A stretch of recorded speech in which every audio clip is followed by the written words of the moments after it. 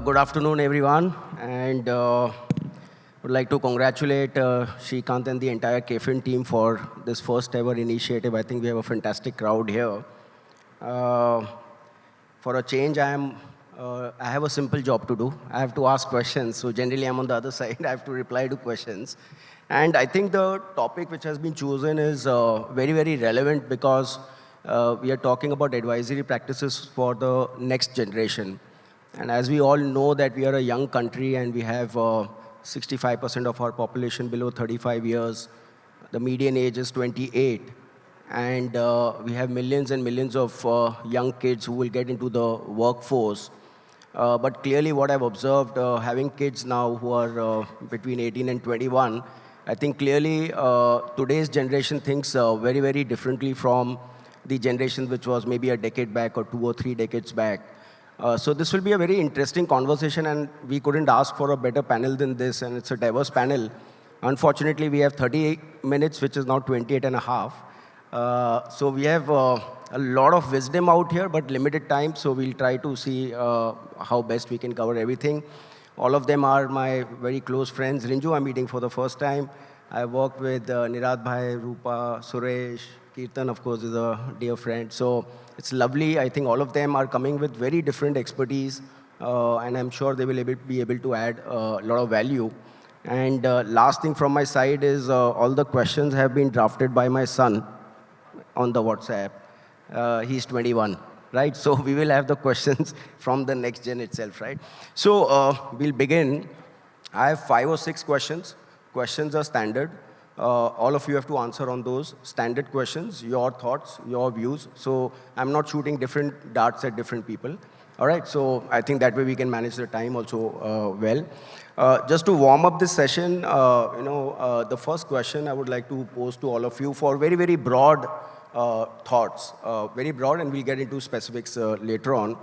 Now, all of you come with variety of business models. Some of you run conventional models. Some of you are running digital models, different kind of business models.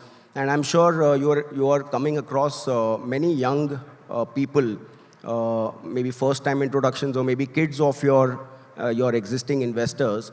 Just want to get your broad thoughts in your interactions with young kids now who've just started to get into the workforce, getting their first salaries, or maybe they're joining their family businesses.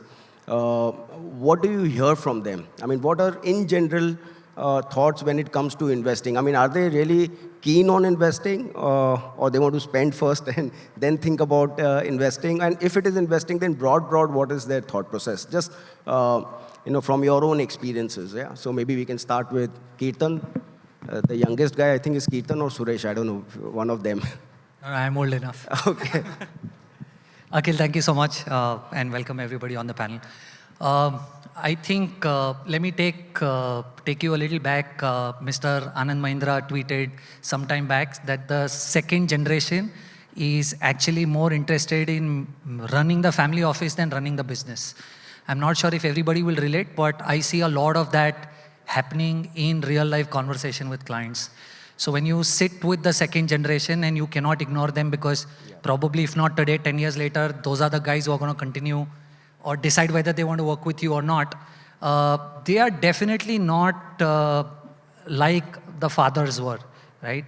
I'm not sure, but if you go 10 years back, probably having an MFD or an advisor, whatever you want to call that as, there was a service element where the client would say, oh, capital gain statement भेज दो, मैं technologically अच्छा नहीं हूँ, send somebody to get a sign on the form and all. That used to be considered as service, right? And if you're able to do that well, then the client would be very happy saying मस्त आदमी है. I think the next generation or the newer guys who are coming in, they are going to challenge you at every stage, right? Because they are, I would not say they understand, but they are well read. They know the difference between active, passive. They know what's happening around. They read stuff. I don't know the last time, probably 10 years back, somebody would have called you, "Arey, Trump tariff ke saath kya kar raha hai?" If that happened 10 years back. But today, the younger generation calls you, right? So the younger generation, in my opinion, is demanding. They understand. They ask the right questions. And if you're not able to service them, probably it's a challenge 10 years from today, if not today. Certainly, yes. Certainly, yes. I experienced the same thing. Yes, Nirad bhai. There is a two type of Gen Z investors. One whose family business is very much established. There is a lot of net worth over the bank balance. So they don't care. So for they are most of them are somewhat confused. Is the capital preservation or wealth creation? There are some there always idea. Second, the middle or lower middle class just Gen Z now who has started earning very well after studying or post graduation. Well, they have enough salary, 5, 6, 10 lakhs per month, two people only.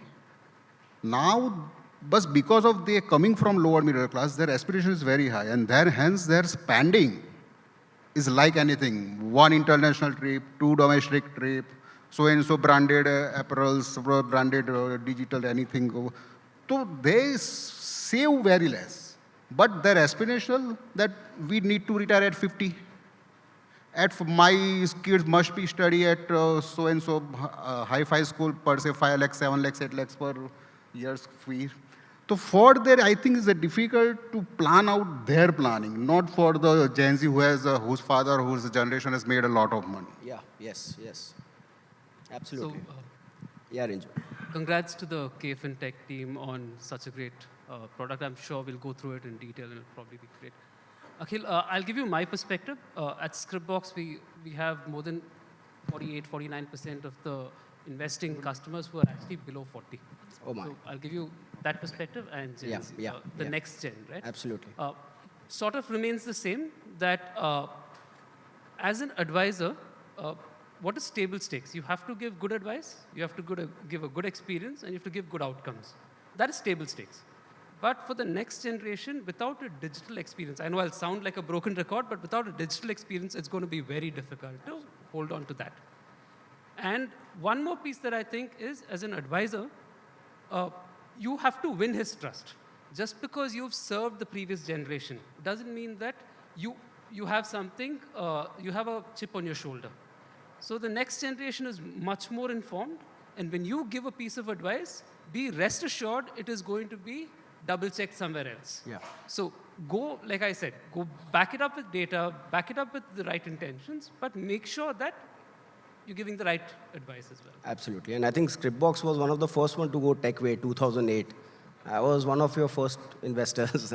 And I think the model portfolio concept, one click, I think it was a good initiative. Yes, ma'am, we have the boss here. Achha, later on. Yeah, I think Suresh. he's smartly passed the baton. But so I'll resonate with what Rinju also mentioned. So needless to say, digital is 100% a requirement, especially for the next generation.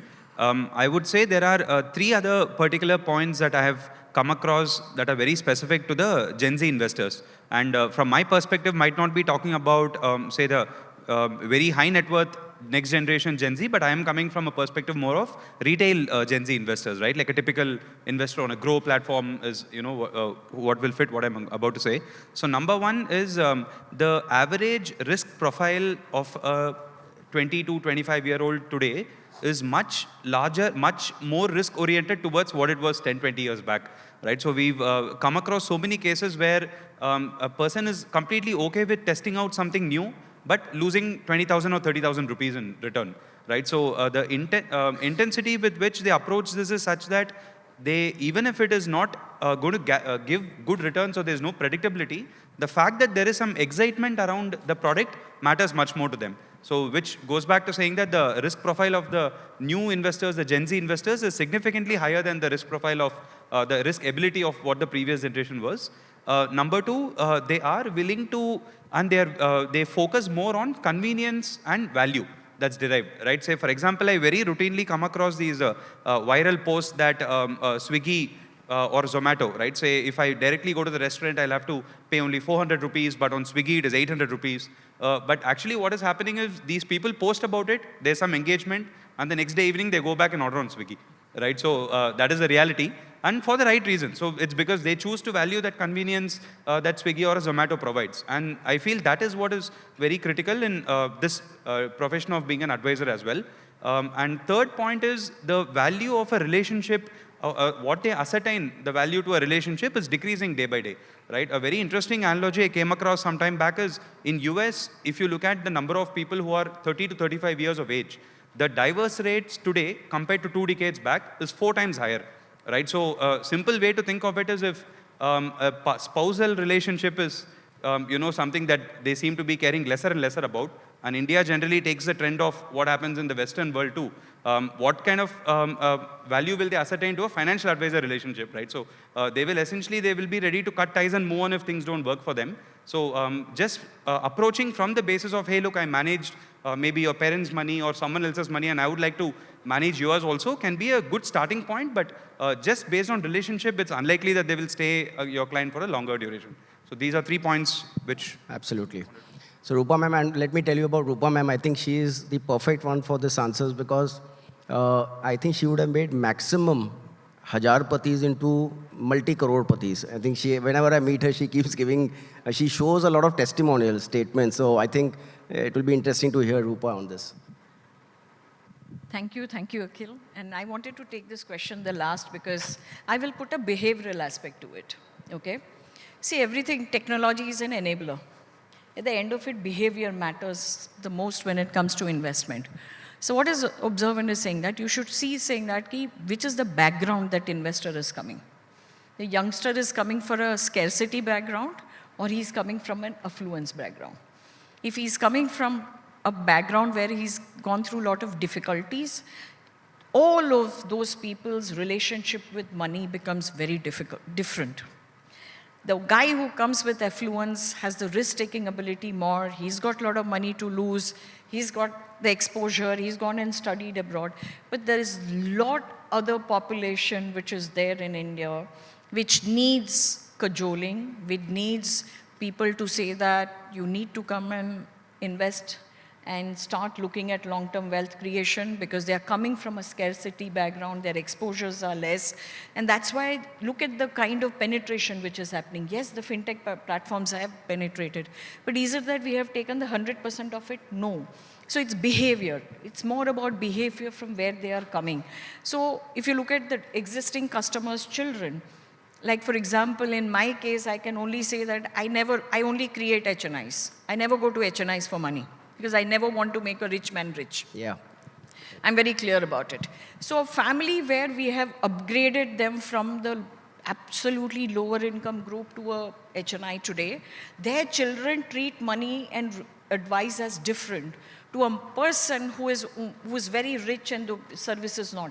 So you need to distinguish this at a large into 4 or 5 segments.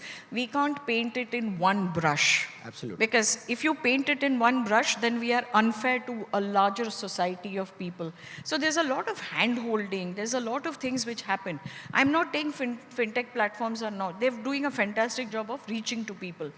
But reaching to people is not just enough. How are their clients, are those investors really making wealth for themselves? Absolutely. Are they making money? That is the critical aspect. Or are they losing money?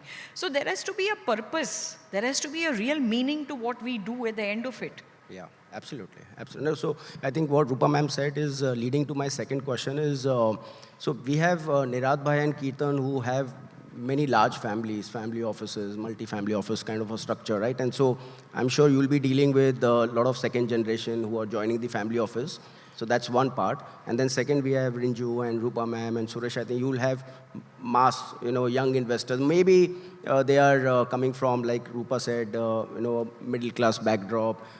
They don't have wealth. So they have a lot of aspirations. The first thing people, when they don't have money and they start to work, the first thing you see in today's newspapers, I think there's a huge rush around Apple phone stores, right? All between 20 and 30, they're all lining up for iPhones and they want to buy cars and they want to get homes and they want to basically fulfill their lifestyle, and then they start to think about SIPs. Me being a middle class guy, first 5-10 years, I did the same thing. I blew money, then saved, which I'm repenting. So we have these two sets of investors. One who have money, second generation, like you rightly said, they're thinking differently.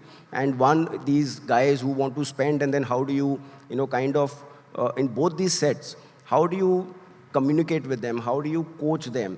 The second generation in terms of, the father is thinking in one way, the kids are thinking in different way. And here we have young kids who want to spend first, save later. whenever you come across these kids, how do you communicate, whether digitally, whether through your meetings? So going one step little deep into the conversation, again, maybe Kirtan, you can start. I think, look, all of us sitting here who are in this business definitely communicate with the client in their own ways, right? But something that has really worked for me has been content. So while I was meeting somebody who approached me on Twitter, the father respected me for whatever my views were on Twitter and whatever I wrote. But when the second generation started talking to me, I understood he does not value me. Right? And there was a sudden shift in the way he communicated with me versus the father. And that is when I understood that he probably does not look at Twitter and he's an Instagram person. Okay. I'll tell you why am I telling you this.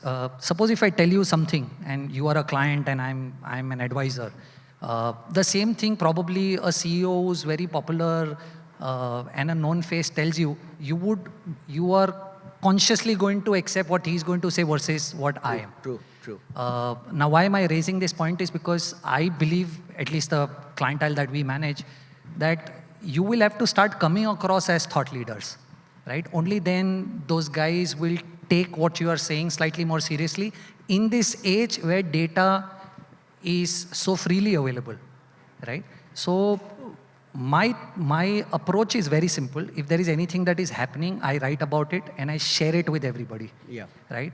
That is where they understood that this is a view that I bring on board and I come across as a thought leader versus sharing some AMC CEOs written something back to them. Yeah. Because if I keep doing that, then I'm always going to be a mediator between sharing thought leaders' view with them. So I think the idea is to come across as a thought leader, and probably that is what has worked for me. And you talk on multiple topics, multiple asset classes. I think he's, I don't know if you guys know, Kirtan is a celebrity on social media, right? How many followers you have on Twitter? Kuch to, I didn't see last count. 112,000. Yeah, so 100,000 followers. So he's very, very popular on digital media and really simplifies many topics around investing, asset classes, etc. So great job. Yeah. Nirat bhai, yeah. Akhil, I will answer this in some with example only. This is the best way of my explaining power. One of the day, I think multimillionaires, you can say, more than 100 crore of family business is there. So now one day, me and my director Ashish bhai went to meet him. 3 uncle, 3 sons. Sons about 25, 30 years. All 6 or 7 people gather, and me and Ashish bhai. Meeting went for 2 hours. All asset class, all pros, cons, everything, whatever, the pura nichod kar diya tha, you know. Everything is happened. Now tea, snakes have all be over. Now last question from younger one says, everything is okay. Nowadays everybody says like this. What is your role? Right, Akhila, you must be knowing this story. Okay, was Zap, and the way he spoke the sentence after 2 hours, I think somewhat disheartening, right? And it was not a first meeting. Since years we have been there for the investment. So now what should be the answer, right? So me and Ashish is a simple answer. My Ashish has actually answered. Was, have you seen the movie Tanu Wears Manu, right? It's interesting to say yes. So there is one character called Chintu ji, जो छत पे रहता था, right? And somebody has asked, boss, तेरा role क्या है? तू करता क्या है हर किले से? तो बोला मैं कंधा हूँ, right? कंधा means I'm handholding your emotions, I'm handholding your fear and greed, right? So this is my role, and this applicable to Gen Z as well as Gen X or millennium, everybody. See, our return is given by market. So what is my role? My role is to control your emotion, your greed and fear. And greed and fear, not only yours, even greed and fear of mine also. Because I am a human. In market, greed and fear also with me. So I have to control. And also, we told them, boss, having a knowledge is a different thing, but using that knowledge in your favor is important. And that's what I have been doing for the last 32 years. So this is the role, and this is applicable to Gen Z also, and they understand, and still they have inclined. Right. Absolutely. So Rinju, you are a complete tech platform. So how do you communicate? Because you are saying 40% of your investors are below 40, right? So how do you communicate digitally? Because there's no physical interface, I think so, right? So we have a digital as well as a physical Okay. world. Okay. Where we are like Yeah, now you have. omni-channel, yes. Yes. Yes. But see, the way we look at it, communication is a simple thing, right? So the principles of communication remain the same. You have to go fish where the fish are really there. So if the client that you are trying to communicate with is on social media, then you have to go to social media and communicate there. So we are not the kind of people who will write we've tried it. We've tried writing this long, verbose article about what the research team is reading and all that. Our audience does not read that. So we tried long format videos, we tried short format videos. In our experience, short format videos have worked. So if you log into our app, you will see the first thing you will see, there are 5 short format videos. Not a single video is more than 1.5 minutes. Right? So the problem is communication, you have to solve it. The principles remain the same. Go to what your clients are looking for and serve them the way that they need to be served. That's how we've taken it. Sure. No, makes sense, yeah. Yes, Rupa. It's a very tricky question in the sense there is no right and wrong answer to this, right? Each of us here are differently abled. All of us are differently abled, everyone. Each of us have strengths and weaknesses, right? In the same way, investor, your relationship with investor as advisor also will be very different to different people. Not all clients are your clients. That's one thing that we all have to understand, saying that we need to find our pluses and minuses. As he said, saying that information is very simple. Everyone knows that you have to invest. Everyone knows there is long term, but it doesn't happen, right? So the communication between investor and you is always going to be a challenge. That challenge will never end. Like a lot of people come and ask, as he said, what's your value? The myth is that as a distributor or an advisor, that when we are telling the clients to invest in certain funds and certain scheme and do asset allocation, the client feels that because we are giving him a product, that he is paying us. That's what the entire newspapers, media, everybody has talked about. It's like, if you give commission, if it is cheap, it is better. If you get advice, it is expensive. So the narrative is extremely wrongly represented into the whole system. So when I tell clients saying that when I give you a financial product, you are not giving me commission for the product that I have sold you. You are paying me because I have to handhold you for the next 15, 20 years. I have to handle your emotions within your family, your financial crisis, what's happening across in the economy, what's happening across the globe, the unfortunate events that would happen, and for that you are going to pay me. And that value will only come at the end, it is not going to come at the beginning. So if you have to experience what is value all about. So our business is very different, so that is where I always believe saying that during that period of relationship, service becomes the most critical aspect. Absolutely, absolutely. Advice can be only once, but the result is going to be after 5, 10, 15, 20 years. So your quality of service is the only distinction that you will have as an advisor or a distributor to be there with your clients. No, but Rupa, you are a very tough person, right? You are a very tough, let's say, advisor, distributor, right? How do you manage people young people, because you have, like I said, you have made many, hajarpatis into crorepati. So when they are earning in thousands and savings in thousands, but they have the aspiration to buy a phone and car and all this, that time what do you do? How do you try to navigate this spending to saving kind of a culture? How do you manage the emotions that time? So very simple. We take this entire income and expenditure and tell them saying that this is what your expenditure is, this is what is your income. You can only spend so much. 20%, 15 to 10% you save, the balance all you just blow it. Don't worry, blow it. Yeah. So the freedom is to blow the 80 or the 85 and keep only the 10 or 15. Yeah. And then I start behaving. Out of that, I will put it in contingency funds more. And the equity portion will be very less. Because once that discipline comes in, the fear comes in, then they start behaving. The most of the problem, Akhil, is money management.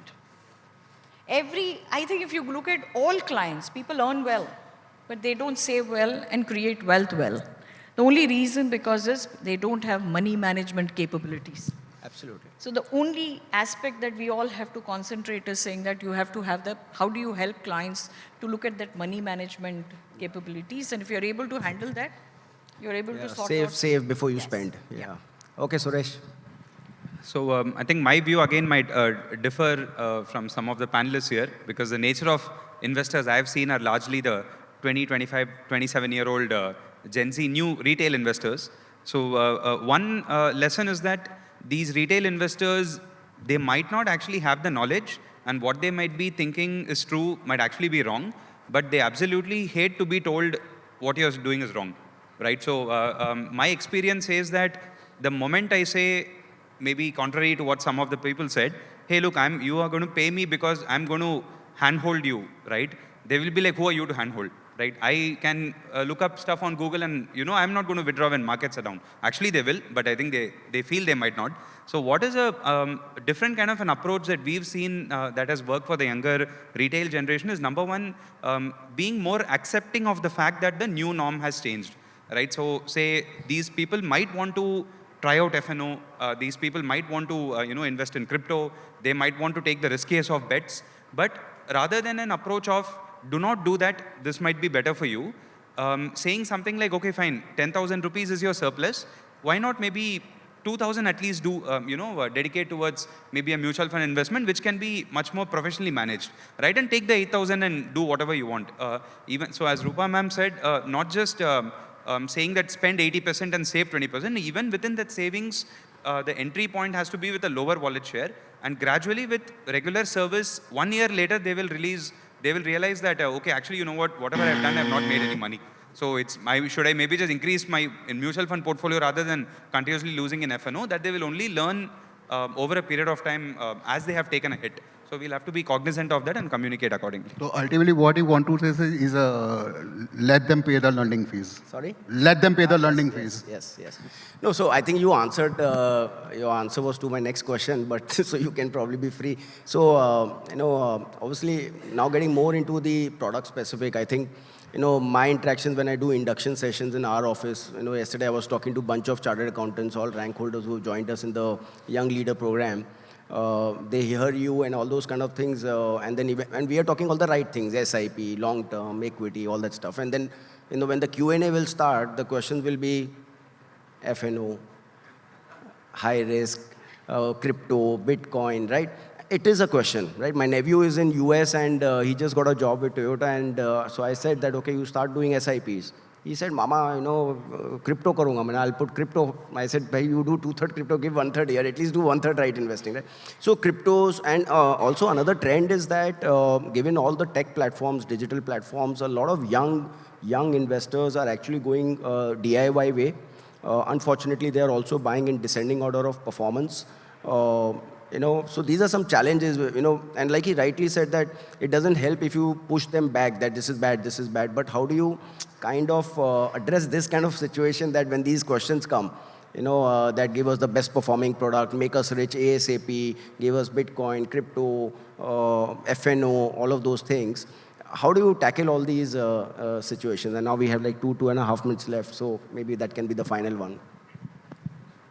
Some practical examples also will help, What happens generally when youngsters come now? So first they want quick money. That is the first thing, right?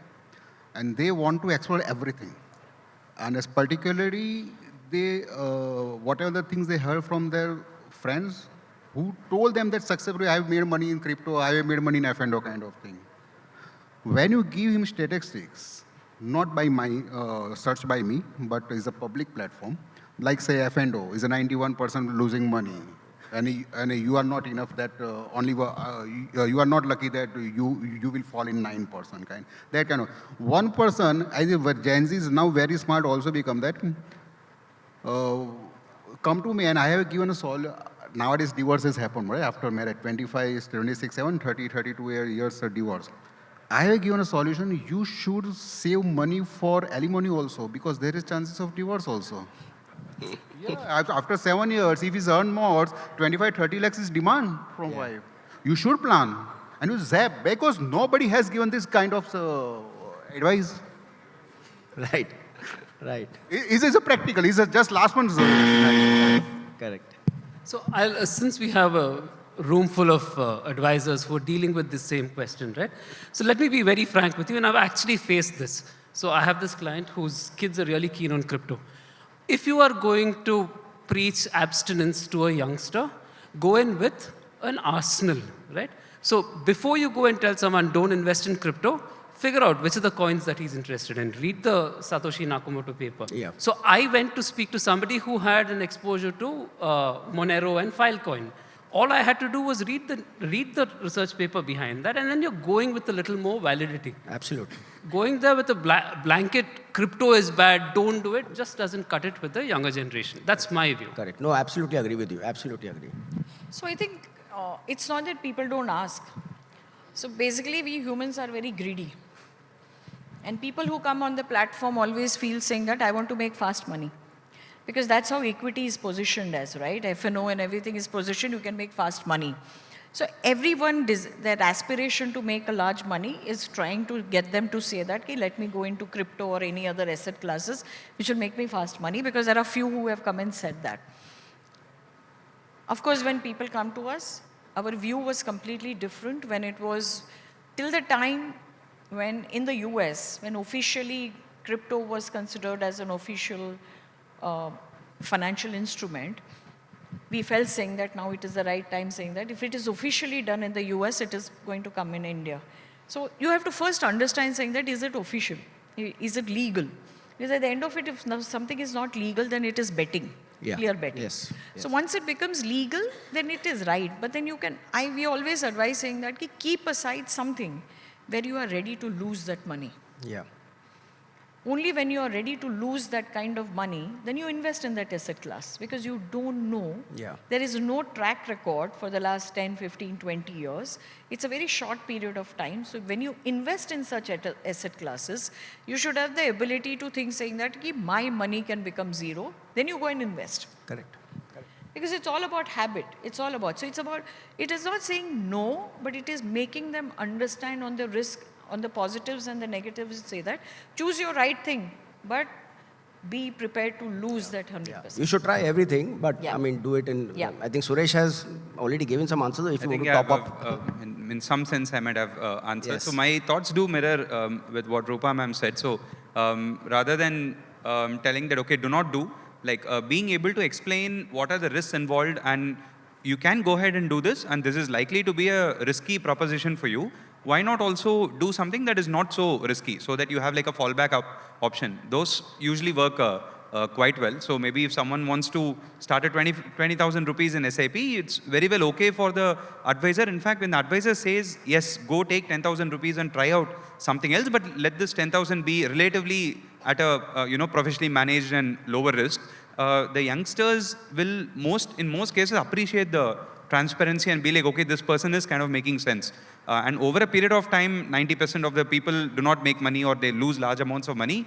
2 years, 3 years, at any point in time, they will realize, what that person said is right. And that's where the wallet share will eventually start growing. That's been my observation. Absolutely, absolutely. Unfortunately, again, we are out of time. And like I said, we have a lot of wisdom. We need 2-hour panel.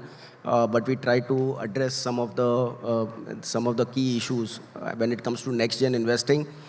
Thank you very much once again. It's been a pleasure talking to all of you, and best wishes. Thank you, everyone.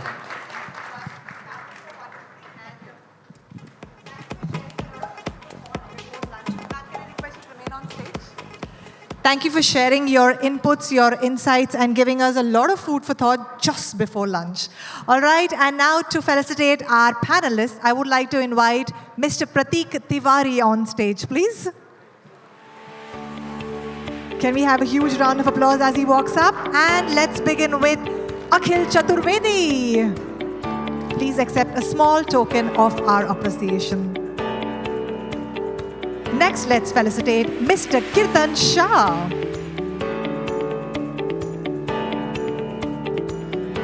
Thank you for being here with us. Next, we have Mr. Nirad Shah. Thank you, sir. Now let's felicitate Mr. Rinju Abraham.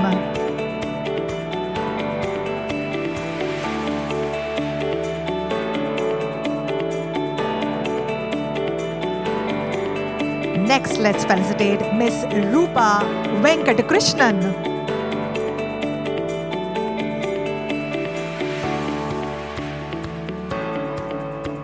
And we also have Mr. Vishrant Suresh.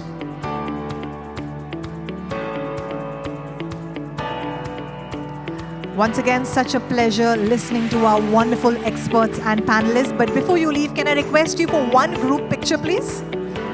Requesting you all to please step forward for one group picture. Thank you.